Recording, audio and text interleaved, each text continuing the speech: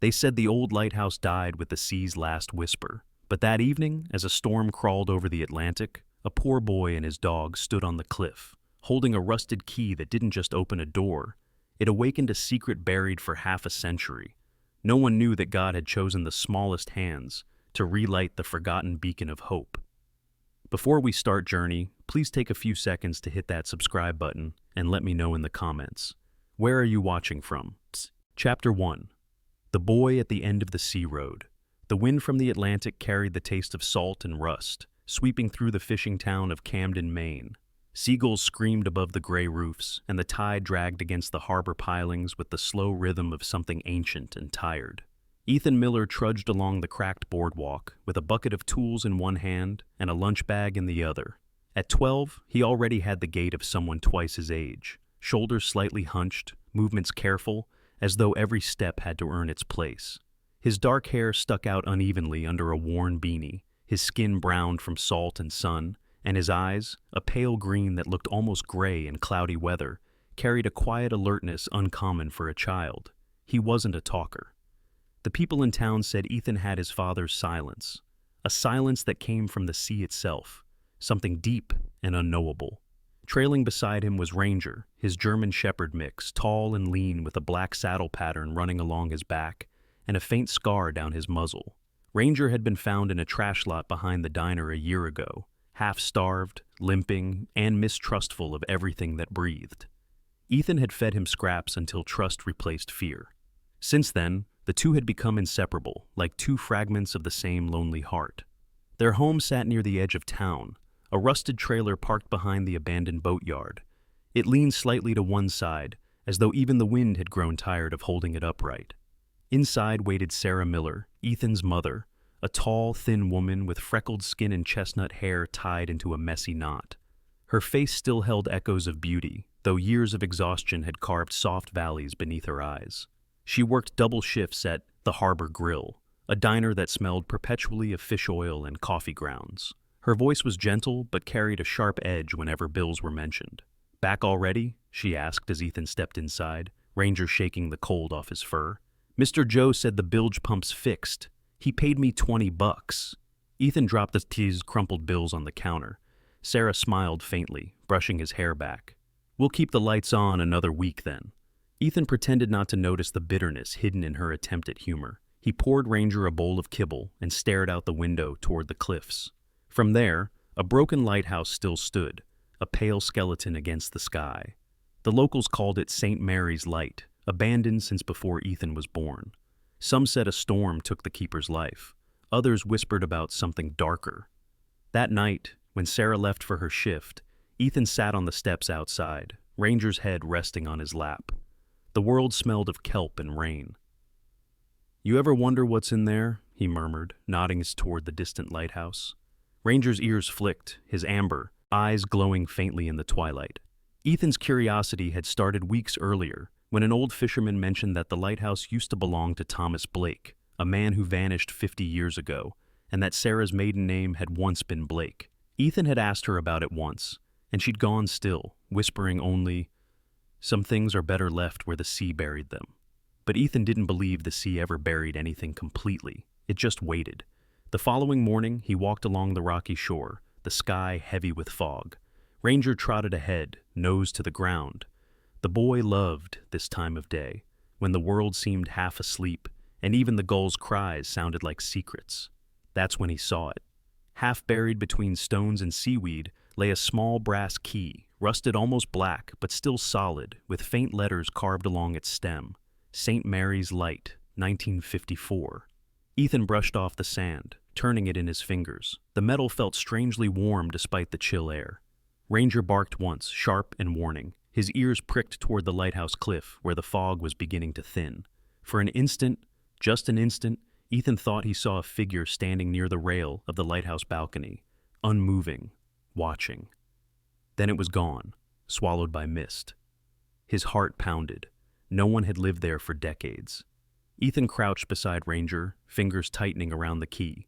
The sea hissed against the rocks, the same sound it made when it wanted something returned. "Let's go, boy," he whispered, but Ranger didn't move. His hackles rose, his growl low and steady, staring into the fog as though something unseen waited there, something that knew Ethan's name. The boy swallowed, forcing a laugh he didn't believe. It's just the wind. Still, when he turned toward home, he couldn't shake the feeling that the key in his hand wasn't lost. It had been left for him. Chapter 2. The Call from the Old Lighthouse. By nightfall, the wind had turned feral. The sky above Camden bled into bruised shades of gray, and thunder rolled like a warning whispered by the sea. Ethan stood at the trailer's window, clutching the brass key in his palm so tightly it left a faint imprint in his skin. The lighthouse, St. Mary's Light, blinked intermittently through the fog, a ghost eye waking after years of sleep.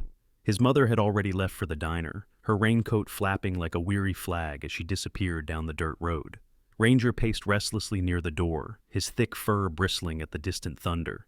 Ethan pulled on his jacket, old and 2 sizes too big, smelling faintly of motor oil and salt. He hesitated only once, glancing toward a framed photograph of his father on the shelf. A tall man with strong cheekbones, sunburned skin, and a smile that never quite reached his eyes. His father had been lost at sea when Ethan was 5, or at least that was what Sarah said. The sea, in her version, always took more than it gave. Maybe that was why she never talked about her own father, Thomas Blake. "Stay close," Ethan murmured as he stepped outside. Ranger barked softly in reply. Together they followed the path along the bluffs, the beam of Ethan's flashlight flickering weakly against the mist. The air smelled of rain and iron, and the wind keened through the grass like a warning hymn. Halfway there, they passed a rusted pickup parked near the cliffs. A man leaned against it, striking a match that briefly lit his weathered face. He was tall, maybe in his 50s, with a broad chest and a short gray beard that looked more like steel shavings than hair. His eyes were pale blue and sharp as broken glass. He wore a raincoat slick with oil stains and a cap pulled low. "Evening," the man said, his voice gravelly but not unfriendly. "Storm's coming. Not safe out here for a kid." Ethan stopped, heart quickening. "I'm just walking my dog." The man's gaze flicked to Ranger, who growled low in his throat. "Fine-looking shepherd. Loyal breed. You live around here?" Ethan nodded but took a step back. "Near the boatyard." The man smiled, though it didn't reach his eyes. "Name's Hank Doyle. I used to work at that lighthouse, back before it got shut down. You could say I keep an eye on it." He tapped his temple. "Old habits die hard." Ethan forced a polite nod and hurried past, feeling those cold eyes follow him until the fog swallowed both man and truck. By the time he reached St. Mary's Light, the first drops of rain had turned to a steady downpour. The lighthouse rose above him like a ghost ship run aground, its white paint peeled into gray strips, its iron railing bent like bones. The door hung slightly ajar. Ranger whined softly, the fur on his back rising. Inside, the air was heavy with the scent of mildew and rust. The walls wept salt, and the sound of waves echoed through the hollow stairwell. Ethan swept his flashlight across the room. Dust motes danced like lost spirits. Old equipment lay scattered, rusted lanterns, ropes stiff with age, an overturned chair. "Someone lived here," Ethan whispered, though he knew that someone was long gone. He found a small desk wedged under the stairs, a single drawer swollen shut from moisture. When he pried it open, a leather-bound notebook slid out, its edges warped and spotted with salt stains. The name etched faintly on the cover made his stomach tighten. Thomas Blake, Keeper. He flipped through triddle pages filled with spidery handwriting, entries about tides, storms, and maintenance logs, but near the end, the ink darkened, rushed and uneven. "They know. The cargo must not be found. The sea will hide it better than men can. Sarah was right to leave. If they come again, I'll seal it below." Ethan froze. Sarah was right to leave, his mother's name. A creak sounded above, sharp, deliberate. Ranger's ears shot up. He barked once, fierce and commanding. Dust drifted from the ceiling. Ethan spun his flashlight upward, but the beam caught only shadows. Then came a groan from the floorboards beneath him, the wood sagging with a sickening crack. "Ranger!" Ethan shouted as the boards gave way. In one motion, the dog lunged, teeth sinking into the fabric of Ethan's jacket, yanking him backward just as the floor collapsed into the black hollow below. Splinters rained down, and a burst of cold air whooshed upward, smelling of old iron and something else, something metallic and faintly sweet, like rusted blood. Heart hammering, Ethan scrambled back, clutching Ranger's collar. His flashlight clattered into the hole, its beam spinning wildly before going out. For a long moment, only the thunder spoke. When Ethan finally caught his breath, he peered into the darkness below. The hole was narrow, but deep, a jagged cavity leading into what looked like an underground passage. A faint reflection shimmered there, as though water or metal lay hidden beneath. "Good boy," he whispered, his voice shaking. Ranger licked his hand once, then stared down into the hole, growling low. Ethan's pulse wouldn't slow. Someone had set a trap there, recently. The nails were fresh, the boards replaced unevenly. Someone didn't want visitors finding what was below.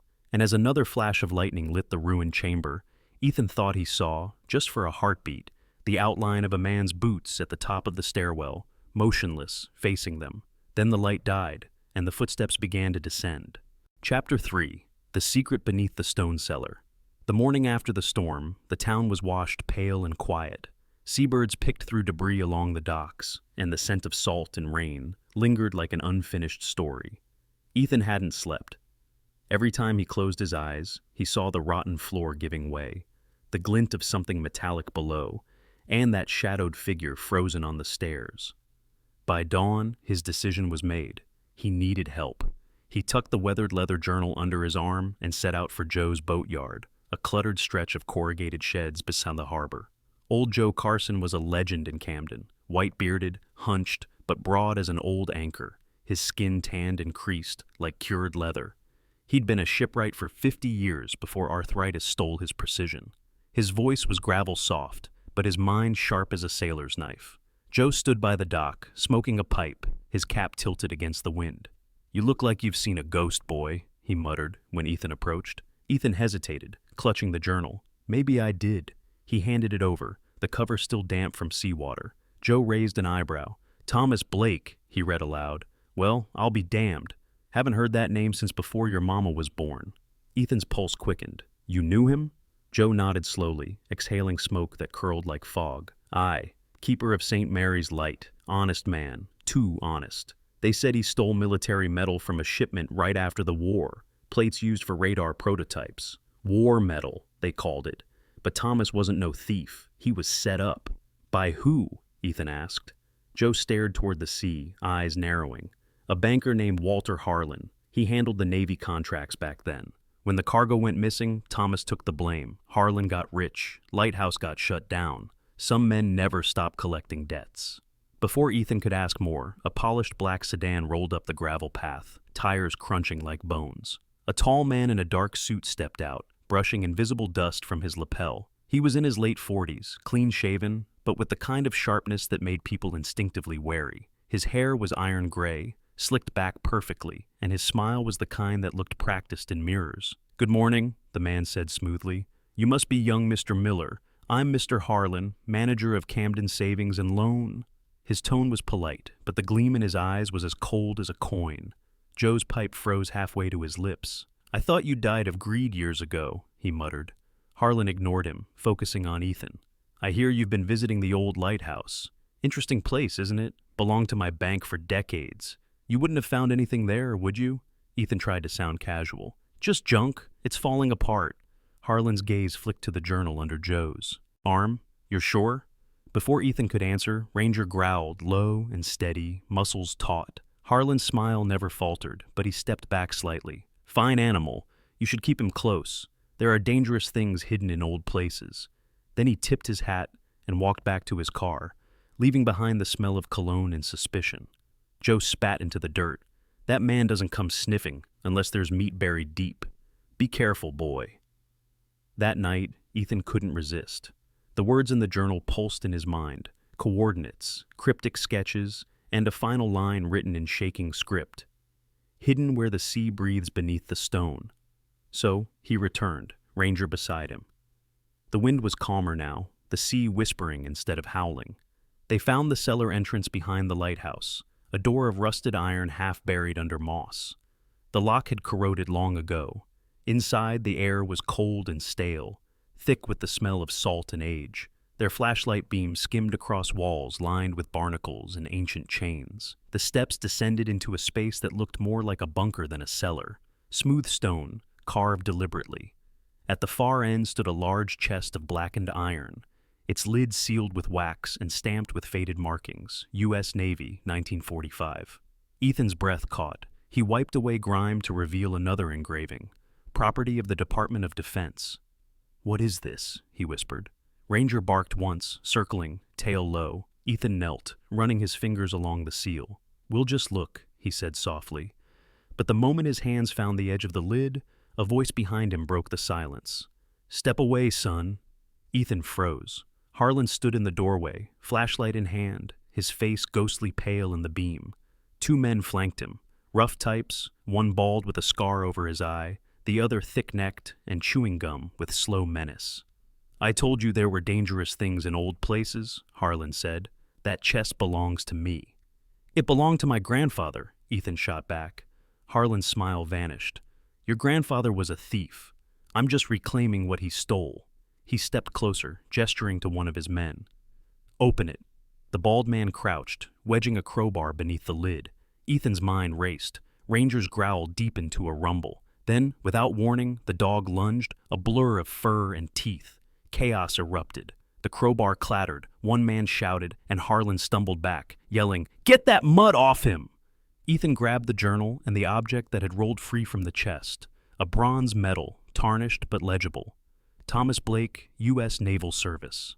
Clutching it, he sprinted toward the tunnel exit, Ranger bounding after him, blood on his fur, but eyes blazing. Behind them, Harlan's shout echoed through the stone corridor. "You can't run from this, boy! It's mine! All of it!" Ethan didn't look back. The wind roared up from the sea tunnel, the smell of brine and old metal filling his lungs.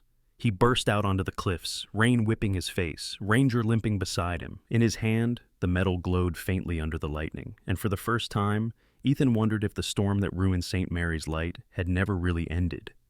It had just been waiting for him to come. Chapter 4. The Chase Through the Sea Storm. The storm came back with vengeance, darker and more violent than before. Waves battered the coast like fists of black glass, and the air was alive with the crackle of lightning. Ethan ran through the howling rain, his breath short, his jacket soaked and clinging to his skin. In one hand he clutched the bronze medal of his grandfather. In the other, the rusted key that had started everything. Ranger, wounded from the fight, limped beside him but refused to slow down. His fur was matted with rain and streaks of blood, yet his eyes, those fierce amber eyes, burned with loyalty that not even pain could dim. Behind them, headlights cut through the storm like hunting knives. Walter Harlan's black sedan roared along the muddy path, tires spraying sheets of water. The man himself was at the wheel now, his immaculate composure shattered. His hair, once neatly slicked back, hung wet across his forehead. The sharp lines of his jaw were set in rage. "He's not getting away again!" he snarled, voice shaking with fury. The two henchmen from before sat tense beside him, one gripping a flashlight, the other a crowbar. Ethan could barely see where he was going. The cliffs rose and fell ahead of him, like dark waves of rock. The lighthouse loomed in the distance, its pale form flickering in lightning like a ghost calling him home. He stumbled once, knees hitting the wet stones, but Ranger barked and nudged him forward. "Almost there, boy," Ethan gasped. "Just a little more." When they reached the base of St. Mary's Light, the wind was screaming so loudly it drowned out thought. The door, torn loose in the previous storm, banged open and shut with each gust. Ethan ducked inside, slamming it behind them. The interior was chaos, shattered glass, overturned furniture, puddles of seawater creeping across the floor. The structure groaned with every strike of wind, as though it remembered pain. He knew they had only minutes before Harlan arrived. Ethan ran up the spiraling stairs, holding the flashlight in his teeth. Ranger followed close, his nails clattering on the wet iron steps. As they climbed, Ethan's eyes caught something on the wall, a faded schematic of the lighthouse, drawn in precise pencil lines. Near the top, above the lamp chamber, was a note scribbled in old ink. "Emergency lock mechanism. Key access only." Ethan's heart pounded. The key. They reached the lamp room, a circular chamber of glass and rusted metal. The great Fresnel lens, once the pride of the coast, was shattered but still half intact, like a blind eye waiting to see again. Outside, the sea boiled under lightning. Ethan fumbled at the control panel, finding a small brass slot hidden behind a metal plate. The key fit perfectly. Below, the sound of a door slamming open. Harlan's voice echoed up the stairwell, distorted by the wind. "You can't hide, boy! That light won't save you!" Ethan turned the key. For a moment, nothing happened. Then the entire tower shook. The gears groaned, dust fell from the ceiling, and with a low, thunderous hum, the old machinery came alive. The broken lamp blazed with a pulse of golden light, shooting through the fog and over the raging sea like a sword of fire. The storm itself seemed to recoil. Ranger barked wildly, tail thumping. The light turned again, its beam sweeping across the water, and there, for the first time, Ethan saw what Harlan had been hiding. A dark vessel was anchored offshore, waves slapping against its hull. Even in the rain, the letters were visible. Nautilus II. The ship was loaded with crates, military crates, marked with U.S. emblems, being ferried by shadowy figures in raincoats. Smugglers. Harlan appeared in the doorway, drenched, eyes wide in disbelief. "What have you done?" he shouted over the roar. Ethan pointed toward the window. "You said it was yours. Looks like the Coast Guard might think otherwise." Harlan rushed forward, his boots slipping on the wet floor. He caught himself on the railing, snarling, and lunged for Ethan. But Ranger was faster. The dog threw himself between them, teeth bared. Harlan swung at him with the crowbar, catching Ranger across the shoulder. The sound tore through Ethan like lightning. "Ranger!" Ethan screamed, shoving Harlan back with all the strength his small body could muster. They struggled, boots sliding on the slick iron floor, until another flash of lightning illuminated the horizon. Then the wail of sirens cut through the storm. Red and blue lights flared in the fog. The U.S. Coast Guard had seen the reawakened beacon. Their patrol boats sliced through the waves toward the Nautilus II. Harlan froze, eyes wide. "No," he whispered. "Not after all these years." He made a final desperate grab for the metal in Ethan's hand. But Ranger, bleeding and limping, lunged again, teeth clamping down on Harlan's coat. The banker stumbled backward, crashing into the railing just as another gust of wind slammed through the shattered windows. The crowbar slipped from his grasp and clattered down the stairwell.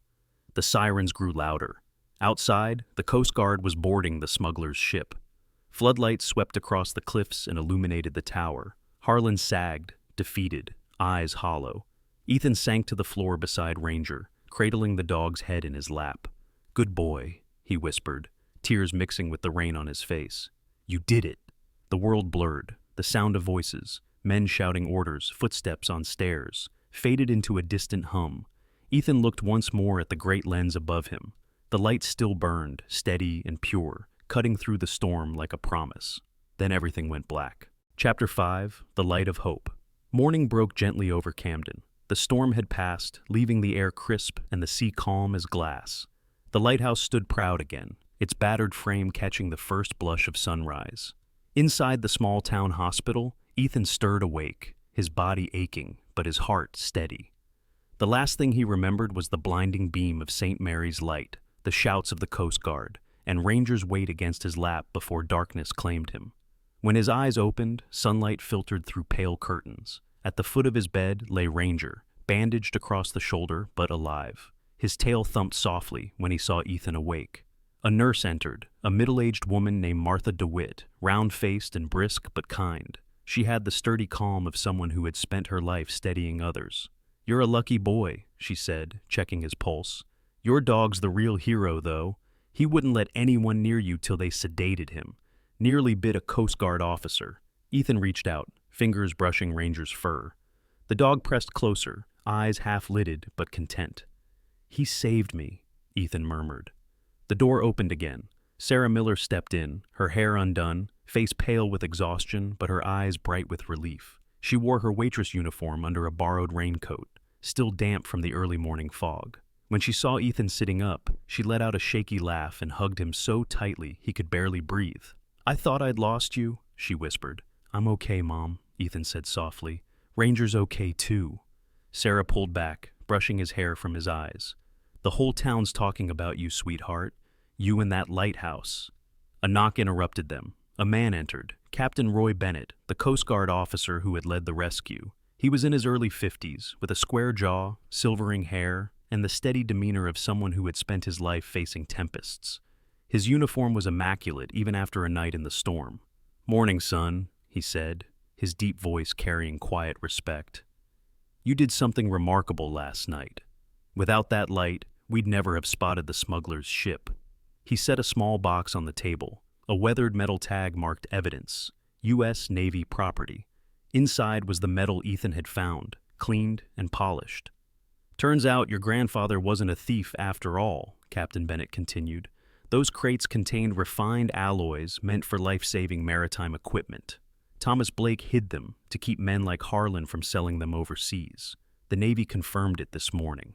Sarah covered her mouth, tears glinting in her eyes. Ethan stared at the metal, running his thumb over the engraved name. Thomas Blake. The man everyone thought was guilty had died protecting something meant to save lives. Bennett gave a small smile. The states decided to restore Saint Mary's Light. They'll need a caretaker, someone with a reason to keep it burning. Your family fits that better than anyone. Weeks passed. Winter softened into a pale spring. The townspeople, once indifferent to the crumbling lighthouse, now visited with awe. Children pointed toward it and whispered about the boy who brought the light back. The town council voted to turn it into a small maritime museum. The day the ribbon was cut, Ethan wore a neatly pressed shirt that Sarah had sewn a new button onto herself. Beyond him, Ranger stood proudly, his coat sleek again, though a faint scar remained across his shoulder like a badge of honor. Old Joe Carson was there too, leaning on a cane, his white beard fluttering in the sea breeze. "Your granddad would be proud, boy," he said, voice rough but gentle. "He kept that light for sailors. You kept it for all of us." Inside the restored tower, the air smelled of new paint and history. The old Fresnel lens had been replaced, its new crystal arcs catching the sun. Mounted on the wall was the original medal of Thomas Blake. Beneath it a plaque that read, "Not the light that guides us matters most, but the courage that keeps it burning." That night, Ethan climbed the narrow stairs alone, Ranger's paws padding softly behind him. The sea was calm, the sky washed in lavender and gold. From the balcony, Camden looked smaller than he remembered, cozy, alive, forgiven. He reached for the switch. The great lamp flared to life, a beam of pure gold cutting across the horizon. Ranger sat beside him, head resting on his paw, eyes following the moving light. Ethan smiled, feeling the warmth of it spill through him. "We did it, boy," he whispered. "We brought it back." Ranger wagged his tail once, then settled, breathing steady. As the night deepened, the lighthouse's glow spread over the harbor, touching every rooftop, every ripple of water, every heart that had once forgotten what hope looked like. And there, framed against the burning sky, stood a boy and his dog, small figures in a vast world, yet bright enough to make it shine again. Sometimes God doesn't speak through thunder or miracles in the sky. He whispers through small things, a broken lighthouse, a wounded dog, a boy who refuses to give up. And maybe that's how his miracles truly work, not by changing the world in one moment, but by lighting one heart, and then another, until hope returns to everyone who's watching. If you've ever felt lost in the storm, remember, the light you're searching for might already be inside you, waiting for your courage to turn the key. May God bless you and your loved ones. If this story touched your heart, share it with someone who needs a bit of light tonight. Leave a comment, subscribe, and let's keep spreading these small miracles together.